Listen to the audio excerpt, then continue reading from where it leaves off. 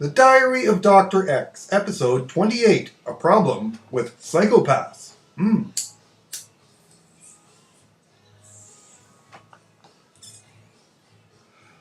don't know about you, but if you've been following along, I think that the three interrelated problems I have previously spoken of in my series on products as pollution presents us with a dilemma, which we clearly need to understand if we wish to survive. First, we have persistent organic pollutants introduced into the market and the biosphere despite their obvious negative effects on humans and all other living things. Second, we have the persistent and ongoing negative effects of nutrient pollution in the agricultural sector. And third, we have the multiple negative effects associated with fossil fuel use, especially global warming and acid rain, with the latter a very likely candidate as the primary killer of life as we know it by destroying the basis of the marine ecosystem. So what do all of these problems have in common? First, science has identified the obvious ecological problems with all three decades ago. And second, nothing much has or is being done to address any of these three issues, despite the fact that they threaten the continued existence of life on this planet, including our own.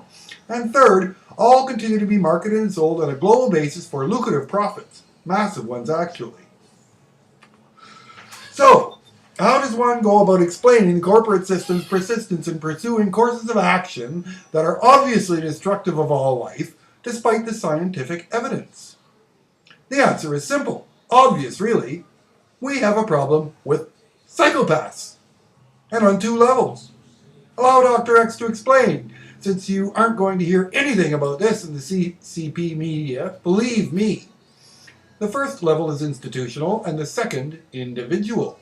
To understand the first, we must begin with Joel McCann's milestone work, The Corporation, the Pathological Pursuit of Profit and Power. McCann is a professor of law from the University of British Columbia here in Canada, and his book was made into a documentary film with his participation by a group of Canadian filmmakers. Both are available if you would like to Google them, which is your assignment today. You can actually watch clips from The Corporation, pretty much the entire film, online. McCann's thesis was both simple and elegant. What he pointed out to begin with is that corporations have been recognized in law as legal persons for at least half a century now. Persons like you and me, as far as the courts are concerned, legal entities with human rights attached according to the courts. Well, if corporations are really persons, McCann asked, what type of personality type do they have? Persons do have personalities, right?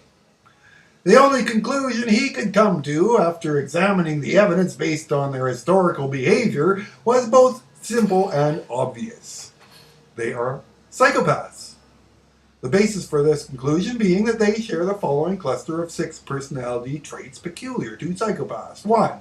Callous concern for the feelings of others. 2. Incapacity to maintain enduring relationships. 3. Reckless disregard for the safety of others. 4. Deceitfulness, including repeated lying and conning of others for profit. 5. Incapacity to experience guilt or lack of conscience. And 6. Failure to conform to the social norms with respect to lawful behaviors, which most of us do.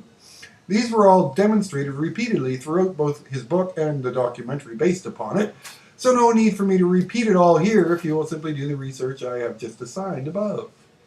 Go and check them out.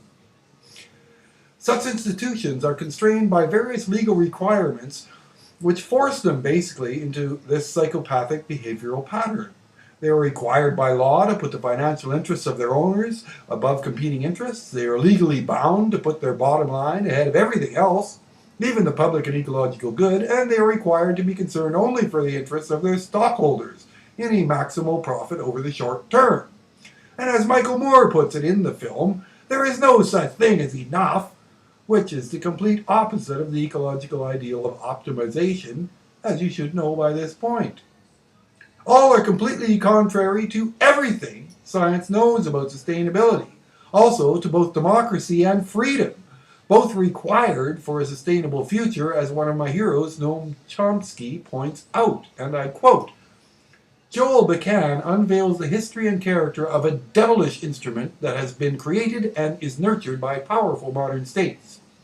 They have endowed their creature with the rights of persons, and by now, rights exceeding persons of flesh and blood, but a person that is pathological by nature and by law, which systematically crushes democracy, freedom, and the natural human instincts on which a decent life and even human survival depends. The modern corporation. End quote. Nice one, no? Quite an indictment, I would say, from one of the most brilliant critics the Green Movement has known, but incisively accurate. The dominant institutions of our time are required by law and the bankers, as I pointed out, to ignore human welfare and the welfare of life on this planet in the pursuit of the short-term, read quarterly, self-interest of their shareholders and themselves. I guess that explains a few things about their callous destructiveness of life, individual freedom, free markets, and economic democracy, doesn't it? Yes. But wait, there is more. You see, as the film points out, there is of course a difference between the individual and the institution. In other words, while individual CEOs may be the nicest guys imaginable, the institution of which they are a part and whose goals they are required to serve remains evil and unsustainable. During the era of slavery, for example, there were many people of conscience who treated their slaves well. But this did nothing to change the fact that the institution of slavery was a violation of basic human rights. In the same way, even the nicest and greenest of CEOs are required by law to pursue aims which science knows to be pathological. But what if the CEOs aren't nice guys? What if all that charitable bullshit the corporate persons are selling is just that? The psychopaths' usual cute and cuddly facade, which you can bet they pursue for ulterior motives, and which is merely a mask for motives which remain purely destructive. You see, psychopathology is not only a problem at a systemic or institutional level in the modern world. And we're not talking about the real-life Hannibal Lecters here, the serial killers and the pedophiles who are similarly willing to do absolutely anything necessary to pursue their own short-term desires with zero worries about conscience or the future consequences for either themselves or others, because they are similarly anchored in the moment with no thought of anything or anyone else.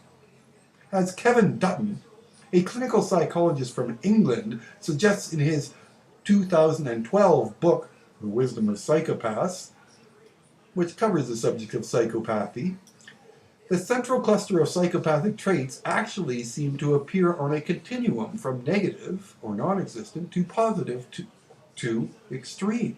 No surprise there. And to quote, "It is perfectly possible to be a psychopath and not a criminal." To use his metaphor, if individual psychology is a sound mixing board, some have the dials pushed to the max for all of these traits, the real-life Hannibal Lecters. And some have the dials a bit lower on the scale. He calls these people functional psychopaths. Namely, people who are high in psychopathic traits, but manage to find their way into professions which reward their peculiar combination of psychological attributes, and even allow them to excel there, rather than luring people to their lairs with their charismatic charm, bashing their skulls in, and casually snacking on their brains, or, as happened here in Canada recently, dismembering them and mailing their body parts to the Prime Minister of Canada. And guess what kinds of professions these folks excel in, the functional psychopaths, both legal and illegal.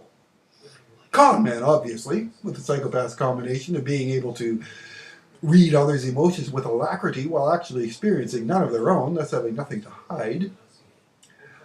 Special forces soldiers, such as the SAS or the Navy SEALs, professional killers, after all, who require the psychopath's ability not only to kill without thought, but their complete lack of conscience about it to increase their efficiency. People like the guys who took out Bin Laden. And then there's the real-life James Bonds, those involved in espionage, which require both the ability to lie through their teeth about themselves and their intentions, both without detection, and the ability to kill without thought in equal measure, should their license to kill be called for. Less obvious are professions like surgeons or professional butchers, who dissect human patients in the operating theater, or lawyers who dissect witnesses on the stand, leaving rape victims in tears while defending someone they know to be guilty because that is just their job, with no conscience about it whatever. Both sharing the ability to distance themselves emotionally from what they are doing, which is typical of psychopaths. Most importantly, Dutton also points out that business and political leaders also tend to score very high on the psychopathology scale, both professions being answerable to the bankers in our commercial scale culture. For as he states, and I quote, "A psychopathic strategy comes in handy in the boardroom," end quote. In fact, he cites a study which pitted CEOs against the inmates of Broadmoor Hospital, a high-security forensic institution in the UK, which found that, and I quote, "When it came to psychopathic attributes, the CEOs emerged victorious," end quote. In fact, they blew the population of the criminally insane they were pitted against out of the water. So, not only are the dominant institutions of our time required by law to pursue psychopathic goals, surprise, surprise, they are largely run by functional psychopaths also. And once those type of people get entrenched, they foster a corporate culture, which makes it virtually impossible for anyone not sharing their mixture of traits to rise to the top. And to add to this, as Dutton also points out, both functional and dysfunctional psychopaths have no problem answering in the affirmative to the following question, which is a test of utilitarian logic. Utilitarianism itself is the moral philosophy upon which the economic religion is based, being similarly a matter of reducing everything to numbers or the bottom line. Here is the question that was put to both psychopaths and non-psychopaths. And I quote, "A doctor has 5 dying patients, each of which need a different organ in order to be saved. A healthy young man walks into his office, whom he discovers is a perfect match for each and every one of them. Should the doctor kill the young man to save the other 5? Yes, the psychopaths answer without batting an eye. And this is exactly the type of logic upon which economics is based. The bottom line rules. So to conclude, given their single-minded fixation on economic growth at all costs, it should be obvious that the dominant social institutions of our time, both in business and in government, are clearly psychopathological. They are no longer following science, as any rational person would, and especially not ecological or sustainability science, but manipulating it to serve their short-term goals. Since science pointed out long ago that continuous economic growth in a finite material environment is both a logical and an empirical or scientific impossibility. So, can you continue to believe anything these persons have to say about being green or sustainable in the CCCP media? The simple answer is no. And why?